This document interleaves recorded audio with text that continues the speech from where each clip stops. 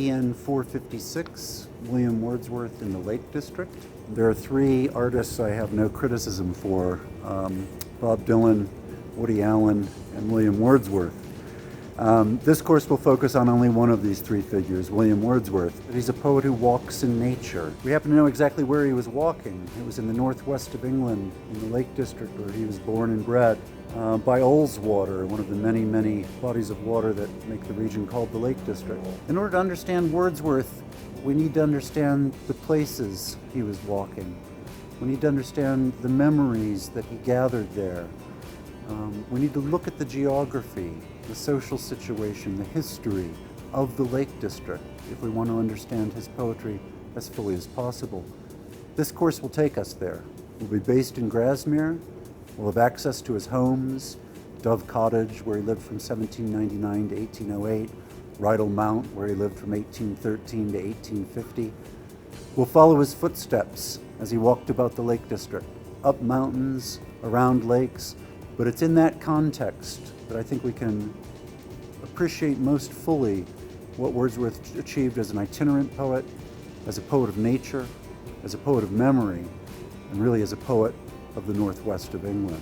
One thing we'll be doing is spending our days in the Jerwood Center, which houses 90% of Wordsworth's working papers, along with drafts from other notable Romantic writers such as Thomas de Quincey, Samuel Taylor Coleridge. When you're looking at a manuscript paper or a working draft, what is it about this paper that challenges us to reconsider literature as a collaborative, fluid process, not only within the author's imagination, but also among the community with which he shared it and through which he moved in this case?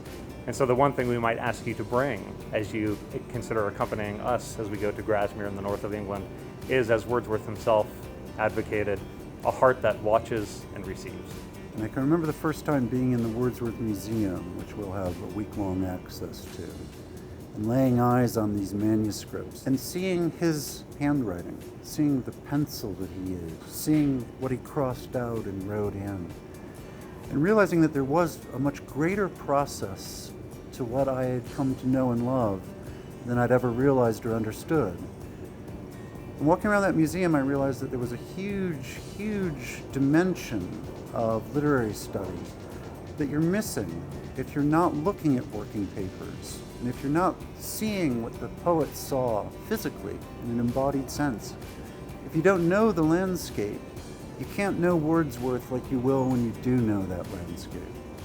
And so I think one thing you're going to gain is a much, much richer sense, not only of Wordsworth, but of literature itself, and of the dimensions that literature, that text in your hand, actually unfolds if you know how to look for them.